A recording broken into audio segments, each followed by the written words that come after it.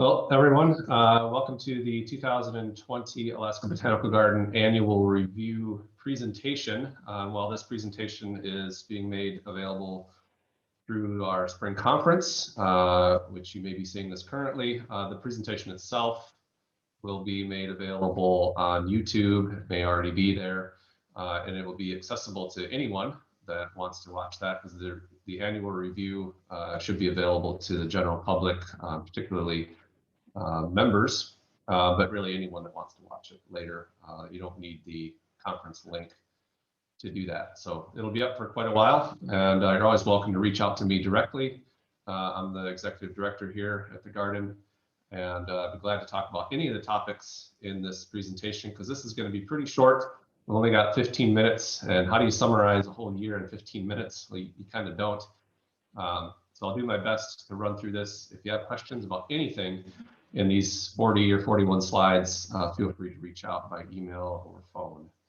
So with that, I'll move in to the slides. So that background of the title slide is one of everyone's favorite plants, which is our Peonia anomala, or anomala, depending on how you want to say that. One of our species, tulips, species peonies, that flowers pretty early. And so everyone likes to see that in May or June-ish. And a little bit closer on that fuzzy picture of the bulb-faced hornet on the peony blossom. ABG is a nonprofit living museum. That's kind of my tagline that I like to add to the mission. The mission is officially to showcase the beauty and value of Alaska's gardens and natural areas through science, education, and recreation using organic and sustainable practices. 2020 and 2021 board of directors. So looking back to 2020, there's the list there, and we added a couple folks for 2021. I can't thank these people enough for their support and their inputs and acting as a sounding board. I appreciate everything that you have done and continue to do. If you're interested in board service, please reach out to me directly or even to the garden, or some of these folks are in the presentation during the conference, so feel free to connect any of those ways if you're interested. Staff, this is obviously an older photo because we just don't have a current group photo. This is what I would call the core staff, and so we have now, I think, 9 folks who are ongoing year-round, full-time or nearly full-time. It varies from position to position, but employed year-round at some level. Myself, from left to right, and then Tim Tabor in operations and IT, Lindsay Clark, horticulture, dropping down to Taz, seasonal security, and then back up to Will, who's been around a while, horticulture facilities, Stacy, education and programs. You could say programs for just about all of us. And events, Bethany Porter, one of the newer folks, but is leading the way in our art initiative, which is kind of a big deal this year. So more on that later. Pat Ryan's been around quite a while, of course, education and outreach and general support. Paige Becker for marketing and design. Kaylee Brandt is not pictured here, and Kaylee came on as a core staff person last year for development and guest services. And we have one other person that will be part of this eventual photo to be determined, development and admin support, which we're currently advertising for. We'll be bringing someone on here in the next few weeks. These are the usual or kind of obligatory graphs for income and expense for the year. It was a strange year, so I could talk about this slide for a full 45 minutes, but I don't have nearly that much time. So a couple key things to look at: grant revenues, of course, on the left there in green. That includes about $200,000 in CARES Act funding that the garden received this year, which really helped us just keep everyone on board through the first part of this year as well. And so that was essential to our operations. I would like to mention that memberships, individual donations, and merchandise sales are all up. Those donations are very much appreciated. Looking at the income, gate receipts there in purple is down significantly. I'll show you that in a second. Gaming, just to clarify, is charitable gaming, and we receive some money each year, throughout the year, from Tutor Bingo specifically as part of the charitable gaming system in the state. On the expense side, payroll takes up about 2/3. That's typical. That's been pretty consistent over the years. And then you've got basically everything else. Advertising was way down since tourism was down. COGS is cost of goods sold to support what we sell in retail. And then kind of just everything else. Equipment, we did purchase a tractor, much needed, long overdue tractor that helps us year round just to get stuff done. Numbers, I won't dwell too much on this except to say what was up and what was down this year.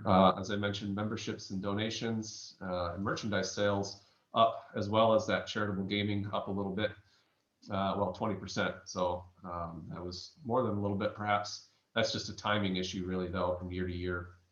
What was down, business donations. There's a separate story there related to our shuttle from a couple of years ago, not really COVID related. Gate receipts, though, that was the big one, $75,000, $76,000 down in gate just due to the loss of tourism. And then the education programs and event tickets similarly down, just not able to do those programs this year. Volunteers also down by 90%. That makes sense. Clearly, this photo is not from 2020, because if it were, it would be not close together and be wearing masks, most likely. But we really felt the loss of volunteers this year, both as groups and individuals. We like to see those folks at the garden. Of course, keeps us going, provides inspiration and incentive. And we really, really hope to bring back folks this year as COVID sort of hopefully fades away. More on that later. The online shop is now part of our website, part of our operations, and it was necessary in order to have a retail operation. We either decided to had a decision to either do nothing or forge ahead in some way, and we decided to try the online shop, and it was hugely successful. Merchandise sales were up last year by about 3 or 4%. And so the online shop is here to stay. It's right on the website there. And that takes you to what is our point of sale system offsite, well, as far as a separate website. And there you can purchase things through a standard shopping cart. Many of you are familiar with shopping online. And those orders are filled on site, and then you pick them up, either coming into the garden or we bring it out to you, depending on your preference. And that shot there in the lower left, picture in the lower left of the shirts that we still have some of those available, I think, but we're changing the design for this year. So look for a new design on the shirts.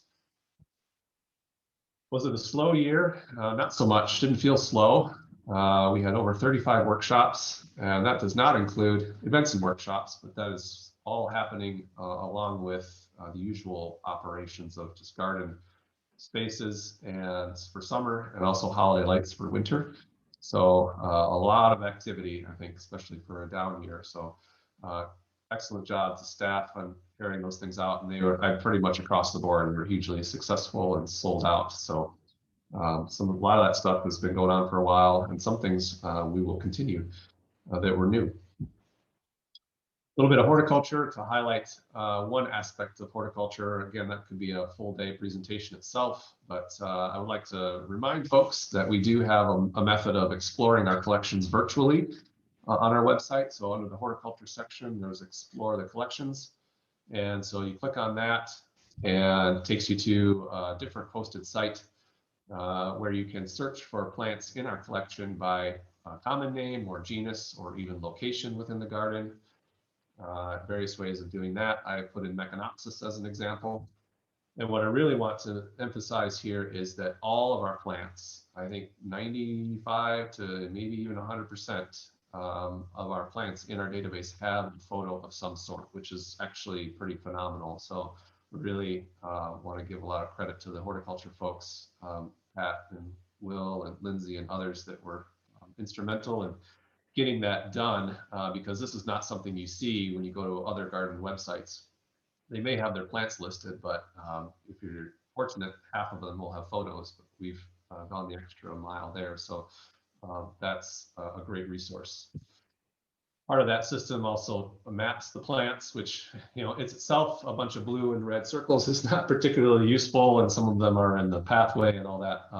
That's not the point necessarily, to tell you exactly where a plant is. What this system does is it gives us credibility in the industry to those looking at our collection, say blue poppies or peonies, and they want to know how carefully are you tracking these things, and this is part of what supports that effort.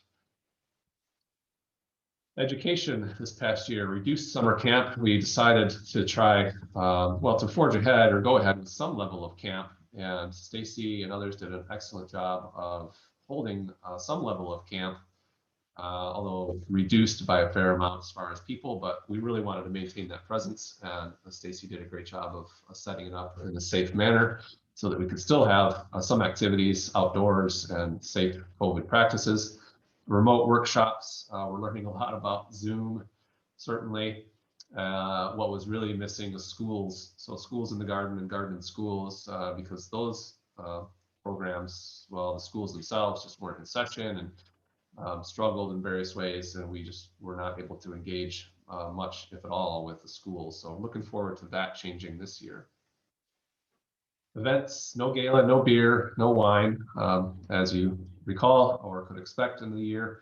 However, we did shift gears and came up with a format that allowed us to have similar kinds of events, small scale groups, individual groups, family units in the garden, what we call picnics in the garden, that were Thursdays. They all sold out over 11 or 12 weeks. Every single one of those sold out. So that's something that we will certainly continue. And most of that was, again, Stacy, keeping things organized and taking orders and making sure everything was done according to plan. So thank you for that. And thank you for those that came to the picnics.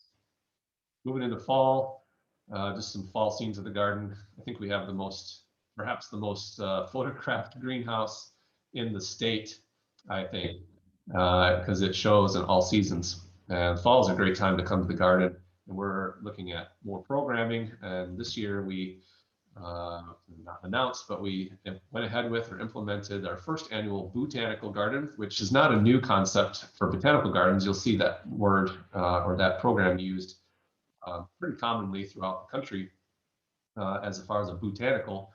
But Bethany Porter is an excellent artist and was the driving person behind a lot of this creativity for this. And it was really put together, not last minute necessarily, but kind of last minute. And so we're already planning for next year to expand that, because it was well received. It felt like summer as far as visitation on some of those days in the fall, which historically has been pretty slow. So that's a great thing for us as we try to be a year-round operation. Greenhouse in winter, some of the lights you can see, and as the daylight kind of fades, the short winter days, of course, that darkens up pretty quickly. And then you have holiday lights, which we did proceed with. In fact, the attendance and the revenue was 2.5, almost 3 times, about 2.5 times what we've had in the past at $60,000, which didn't feel like it at any given night. We controlled the flow of people and the number of people, but most of those days in December sold out. A lot of the days in January sold out, and that's we were surprised to see that, but it's just phenomenal, the interest and support from the community in that event. So certainly keep going with that. More lights, photos. Tim Tabor on our staff is one of the newer staff members, is really good at manufacturing and creating things. So he made the almost famous cube, which was in Miles' garden. Train, we controlled the flow of traffic in the greenhouse, and so we had the train going in there this year. That was nice, and people love tunnels. So we've proven that in our survey that we did. So the tunnels are a big attractant, and we'll continue to do those. And then holiday lights, kind of moved on from that, but kick sleds continued. We did kick sleds during the day all winter long. I think that may be continuing for a couple more weeks. Stacy would know off the top of her head. But kick sleds, we thank Kick Sled Alaska for our donation of the sleds that we have, and those got put to use on Saturdays this winter. Ice carving, also another winter activity, trying to really find ways to get people out into the garden. The holiday lights is great, but beyond that, we still have a lot of winter left. So ice carving, these are smaller scale sculptures, and it was just the first year, and it was a lot of fun to see these folks come out. We really appreciate the artists and appreciate the people coming out to take a look. They're still out here at the time of this presentation, and they'll be there until they melt. So come out and have a look if you haven't seen them. I think there's 4 on site. Just a closer look at some of those. It was, again, a lot of fun to see the artists doing something different in the garden. And we will do that again next year. Valentine's week lights, Valentine's Day, I guess you could say, but it was really a week of lights. It's a little tricky to bring people out during the week of Valentine's. Part of that's because it gets lighter later, stays lighter later. And it just becomes, a little scheduling as far as schools are back in and all that. So not like holiday lights as far as getting people out during the week, but Valentine's lights was well received, especially on those weekends around the lights, around Valentine's Day itself. Valentine dinner, so dinner with your Valentine, that sold out. So that was a separate event from the lights, and that's similar to the Thursday picnics. Except it was, as you can see, Stacy and Kaylee, the photo session there, and that sold out. So we'll be looking at doing that again next year. A little bit of what's ahead. So that was a whirlwind of the year. Again, if you have questions about any of that, feel free to reach out to me. But briefly on what's coming for this year. This conference, of course, is 2021, and that was well received virtually. And so we thank all of those vendors for participating.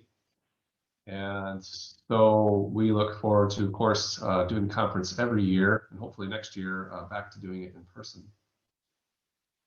Looking to expand the online shop because the success of the shop, it took a lot of work to get that up and running, but it's there as a tool and a resource and a method. So we're going to continue that as an option, both in person and online, and also trying to increase the nursery inventory throughout the season. The Thursday dinners, I said, were sellouts, so we'll try to expand that, maybe 2 times numbers of reservations. We're talking about how that might work already, but I would look for Thursdays to still be dinners or picnics in the garden on Thursday evenings this summer. Meconopsis collection, if you're part of the conference, you just heard about this quite a bit, perhaps Will and Gail and Lindsay and Marilyn talking a lot about that. That's been a project that's been going on for a while, and looking forward to getting that registered this coming year. So art in the garden is one of my initiatives that I think will bring a different kind of crowd out to the garden, and looking at bringing more folks out in different ways. And so doing that, we have some artists called the Myth Makers. It's a duo of artists that travel around the country and do these kinds of large scale and larger than life, most of which are bird related sculptures made out of stems, plant stems. And so that's a project we are going forward with this year. One of the 2 has family roots in Alaska. So they're familiar with us.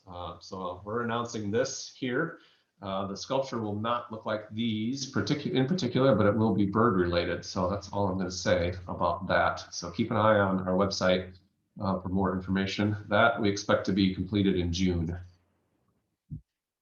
The shuttle service, the shuttle is now going to be 3 years old and it hasn't seen a full year of operation yet, and this probably won't be any different this year as the Canadian ports are closed currently to docking of cruise ships. So that's going to hurt the tourism this year. Now that situation may resolve itself between now and summer, but as it stands right now, the shuttle, we're not planning to run it. There's kind of a snowy and a little bit dirty photo of it. It is a hybrid vehicle, so it runs several trips downtown and back on electric charge. So hopefully we can put that to some use various ways this year, and eventually we'll be full of tourists. Stuff you should know. If you listen to the podcast, you know that what that is. But stuff you should know about the garden this year, as far as hours, 10 to 7, not full hours because tourism won't be full, back and full, but 10 to 7 most days, 10 to 3 on Thursdays for those picnics. And then Sunday will be noon.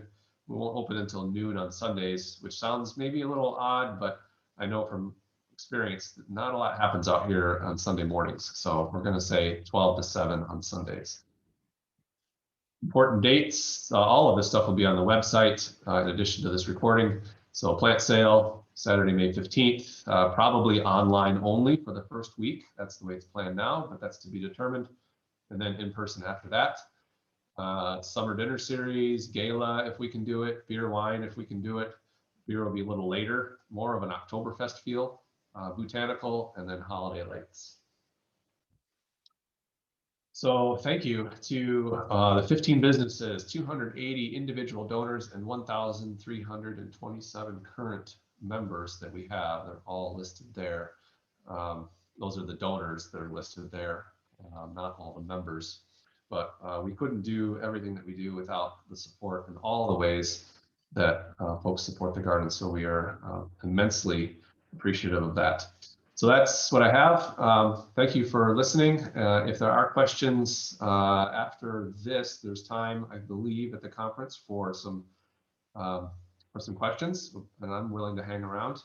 If you're watching this recorded on YouTube later, you're always welcome to reach out to us at the garden. I believe there's contact information on the channel, or just go to our Facebook page or our direct website at alaskabg.org. Thanks again.